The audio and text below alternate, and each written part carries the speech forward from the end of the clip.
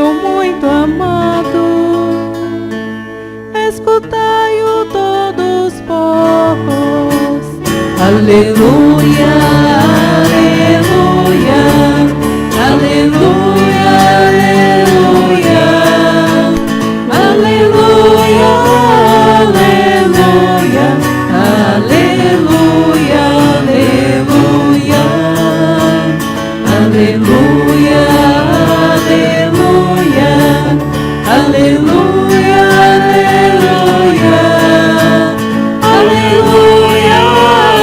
aleluia, aleluia, aleluia. O Senhor esteja convosco. Ele está no meio de nós. Proclamação do Evangelho de Jesus Cristo, segundo Mateus. Glória a vós, Senhor.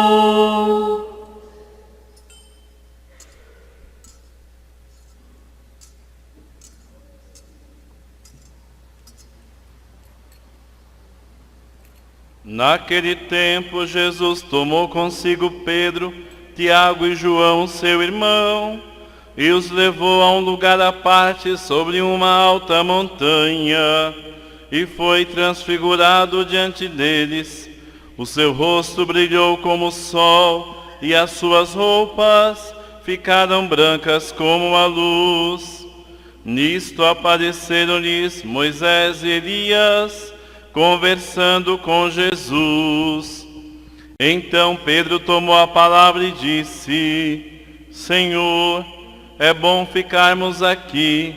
Se queres, vou fazer aqui 3 tendas, uma para ti, outra para Moisés e outra para Elias.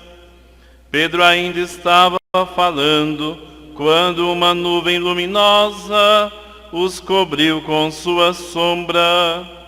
E da nuvem uma voz dizia: Este é o meu Filho amado, no qual eu pus todo o meu agrado, escutai-o.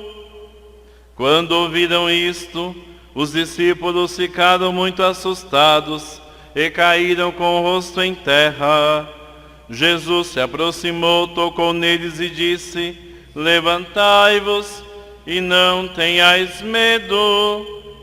Os discípulos ergueram os olhos e não viram mais ninguém, a não ser somente Jesus.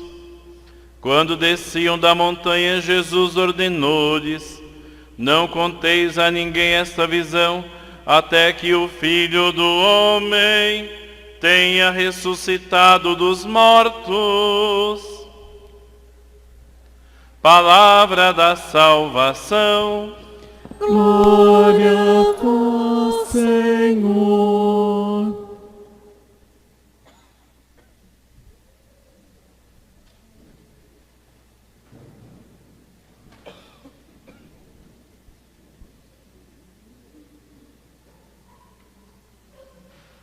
Jesus, manso e humilde de coração. Fazei o nosso coração semelhante ao vosso. Irmãos e irmãs, como dizíamos antes da missa, a festa de hoje tem o nome litúrgico de Transfiguração do Senhor. E o nome popular, a festa do Senhor Bom Jesus. Eu já ouvi alguém dizer assim: abaixo de Deus só o bom Senhor Jesus. Não pode falar isso, que é uma heresia. Por quê? Porque Cristo é Deus, feito homem. Não é que houve um homem, Jesus, um homem muito santo, que virou Deus. Não é isso. Mas é a pessoa do Verbo eterno, quer dizer, o Filho eterno do Pai, que não foi criado, mas é Filho.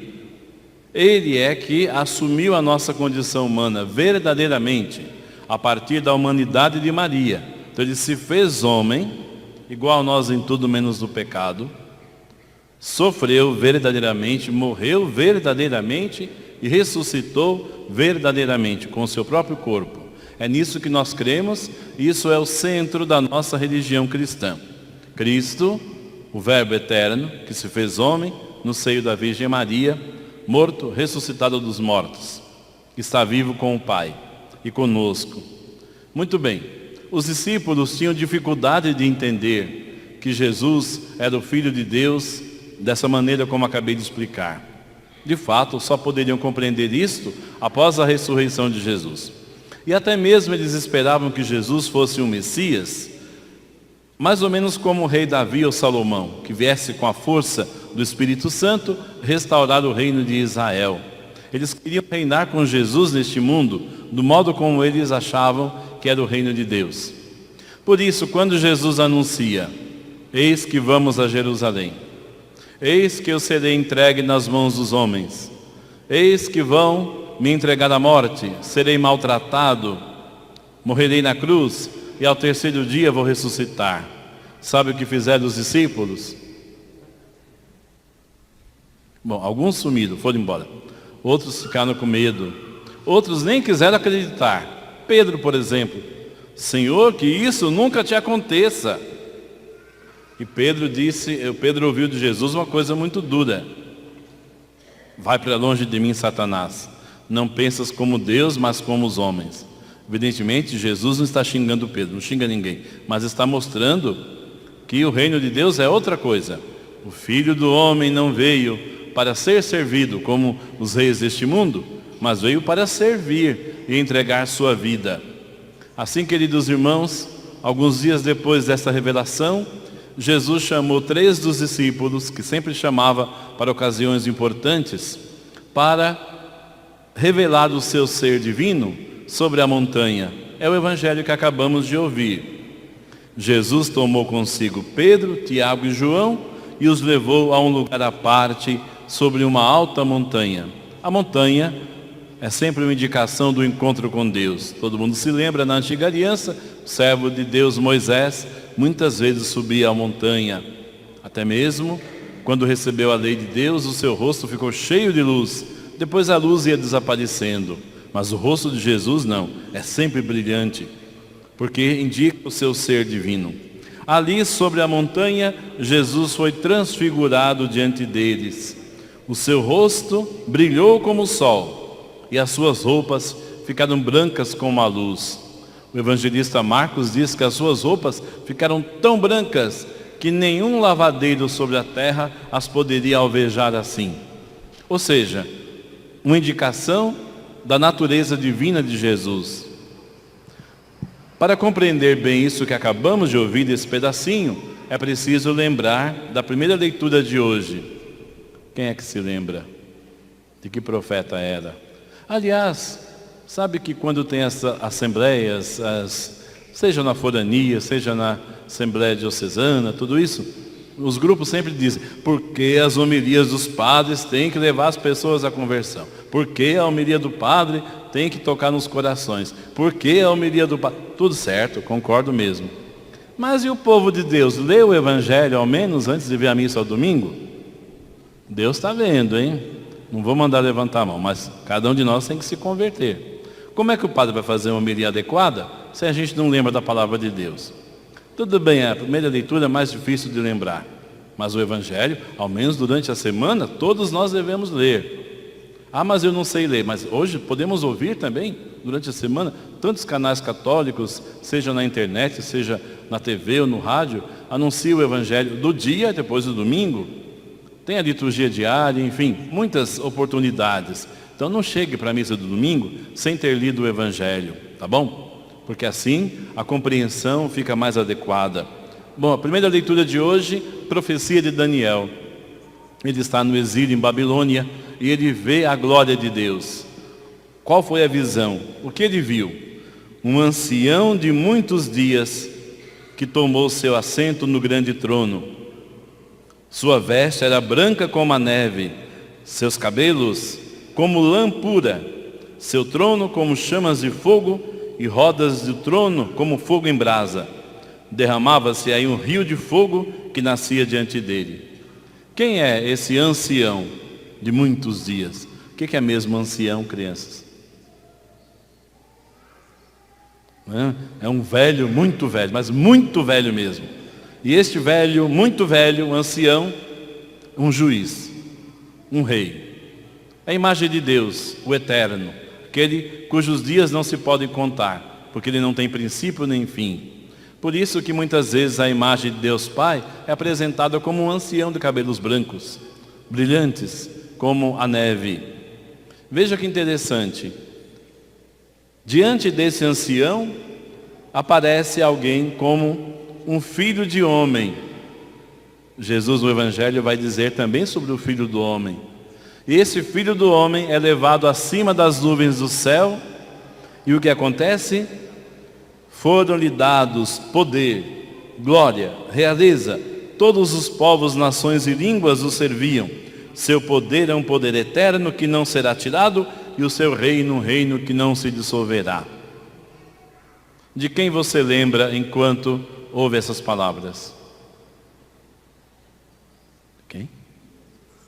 De Jesus. Daniel está vendo de maneira profética Jesus. Ele é o humano, o Filho do Homem, mas acima das nuvens do céu. Ele é Deus. Recebe do Pai todo o poder e glória, desde sempre e para sempre. É por isso que essa leitura é proclamada hoje. E aparece a expressão Filho do Homem, uma expressão que Jesus gosta de atribuir a si. É claro, ele é Filho de Deus, o Eterno, mas Jesus quer que nós compreendamos que essa profecia se cumpriu nele. Então, voltando ao Evangelho de hoje, aparecem ao lado de Jesus duas pessoas do Antigo Testamento. Quem eram? Moisés e Elias. Moisés representa a lei. A lei foi dada a Moisés. A graça nos é dada em Cristo, nos lembra São João. E Elias representa os profetas. Ou seja, tudo que nós chamamos hoje de Antigo Testamento está ali representado por Moisés e Elias. E com quem Moisés e Elias estão conversando? Com Jesus. Com Jesus. Isso é muito importante. Como disse, eles representam o Antigo Testamento. Eles estão conversando com Jesus. Um ensinamento para nós. Quando lemos o Antigo Testamento e conseguimos ver ali o anúncio de Jesus, o véu que cobre o nosso rosto é tirado e somos iluminados. Não sei se vocês vão se lembrar, quem estava aqui na noite da Páscoa, é assim todo ano, são lidas 7 leituras do Antigo Testamento e 2 do Novo. E onde é que fica o círio pascal, a grande vela acesa na noite da Páscoa? Onde é que fica? Do lado da palavra de Deus, iluminando a Escritura. Quer dizer, é Cristo a luz que dá sentido a toda a Escritura. Moisés e Elias conversando com Jesus. É assim que nós vemos o Antigo Testamento, nesse modo de ver, um anúncio de Cristo. É assim que os evangelistas leram também o Antigo Testamento, mostrando que tudo o que foi anunciado se cumpre em Cristo. Então, uma nuvem, ou melhor, Pedro toma a palavra e diz: Senhor, é bom ficarmos aqui. Se queres, vamos fazer 3 tendas. Uma para ti, uma para Moisés, uma para Elias. Outro evangelista vai dizer que Pedro não sabia o que dizer. Mas por que, irmãos, essa observação? Porque Pedro pensa que Jesus vai dar continuidade, como Moisés, como Elias. Os 3 têm a mesma importância. Uma nuvem luminosa os cobre com a sua sombra. A nuvem é a indicação da presença de Deus. Interessante que essa imagem aparece muitas vezes na Bíblia e na nossa liturgia também. Por exemplo, por que usamos incenso? Para mostrar, expressar que nós estamos adorando o Deus único e verdadeiro. Incenso é o sinal de adoração que nos envolve. E sempre precede uma manifestação do Senhor. Por exemplo, na procissão de entrada, por que o incenso? Porque Deus vai manifestar-se no meio da sua assembleia. Por que o altar? Porque Deus vai manifestar-se nesse santo altar. Por que esse incenso o Evangelho? Porque Cristo, nosso Deus, se manifesta no Evangelho. Por que esse incenso as oferendas? Porque serão para nós o corpo e o sangue do Senhor. Por que incenso o sacerdote e a comunidade? Porque Deus se manifesta no sacerdote e na comunidade que celebra. Então a nuvem, seja aqui a nuvem bíblica, seja a nuvem do incenso, uma indicação da presença de Deus. Essa nuvem envolve a todos. E da nuvem vem uma voz: Este é o meu filho amado. Escutai-o. Não foi isso que a gente cantou no início da missa? Ah, bom. Escutai-o todos vós. Então, queridos irmãos e irmãs, escutar a voz de Jesus. Como fazemos isso? Primeiramente, ouvindo a proclamação da palavra de Deus na Santa Assembleia. Depois, as diversas maneiras de lermos a Bíblia, seja individualmente, seja nos grupos, seja na catequese, é o Senhor que fala a nós. Muito bem, ouvir a voz de Jesus quer dizer obedecer o seu ensinamento. Quando Jesus foi batizado, também houve algo assim. A voz do Pai veio do céu, dizendo o quê? Tu és o meu filho querido, em ti coloquei todo o meu amor. Agora a mesma voz vai revelar que Jesus é o Filho amado do Pai, e a Ele devemos ouvir. Quando ouviram isso, os discípulos ficaram com medo de Deus. Jesus vai dizer, levantai-vos, não tenhais medo. Afinal, Ele vai anunciar o Deus da misericórdia, do amor, não há por que ter medo. Os discípulos ergueram os olhos, não viram mais ninguém, a não ser somente Jesus. Depois da ressurreição de Jesus, é que os discípulos haveriam de contar o que aconteceu. É a segunda leitura de hoje, São Pedro explicando o que aconteceu. Diz assim, irmãos, não foi seguindo fábulas habilmente inventadas que vos demos a conhecer o poder e a vinda de nosso Senhor Jesus Cristo. Que são fábulas? Historinhas, até bonitinhas, com algum ensinamento. São Pedro diz, não é isso não. Mas você sabe que quando pessoas dizem, a Bíblia, historinha. Mas do que está falando? Que historinha o quê? Claro que a Bíblia tem várias imagens, vários símbolos, mas é uma verdade que nos é comunicada. Então São Pedro diz, não é historinha não. Nós vimos, nós somos testemunhas oculares, nós vimos a majestade do Senhor. Então lembre que Pedro estava na montanha com Jesus. Efetivamente, o Senhor recebeu honra, glória da parte de Deus Pai, quando do seio da esplêndida glória, a nuvem, se fez ouvir a voz que dizia, este é o meu Filho bem-amado, no qual ponho o meu bem-querer. Esta voz nós a ouvimos vinda do céu, quando estávamos com Ele no Monte Santo. É São Pedro dizendo o que aconteceu na Transfiguração. E assim se tornou ainda mais firme a palavra da profecia, que ouvimos na primeira leitura de Daniel, que fazeis bem em ter diante dos olhos como lâmpada, que brilha em lugar escuro, até clarear o dia, e levantar-se a estrela da manhã em vossos corações. Cristo, sol da justiça. Hoje, transfiguração do Senhor, Ele revela a sua divindade. Hoje rezamos pelos cristãos perseguidos no mundo todo, que são vítimas da violência anticristã, daquilo tudo que os cristãos defendem como valores. Talvez não esteja acontecendo agora entre nós, aqui, mas está acontecendo agora em algum lugar do mundo, aliás, em muitos lugares do mundo, grande perseguição aos cristãos, que nem podem reunir-se como estamos nos reunindo hoje para a Santa Missa. Muitos países acontece isso. Rezemos por eles, para que perseverem no caminho do seguimento de Jesus, sem desanimar. Muitos deles estão entregando a vida. E também rezemos para que nós perseveremos nos valores do Evangelho. Pode ser que entre nós não haja uma perseguição religiosa, clara, explícita, mas há uma desvalorização daquilo que nós consideramos os valores cristãos, que são antes de tudo valores humanos. A família, a justiça, a honestidade, o respeito ao próximo, o cuidado com os pobres, tantas outras, a defesa da vida. Nossa, todos os dias somos ridicularizados porque defendemos a vida nascente, a vida que está sendo gestada no ventre da mãe. É um ser humano. A partir do momento da fecundação, é um ser humano. E isso não é uma questão de fé, é uma questão de ciência. Todo médico, todo cientista sabe. Houve a fecundação, não há mais o que acrescentar para se tornar um ser humano. Já é gente. Então, aborto vai ser sempre um ato desumano.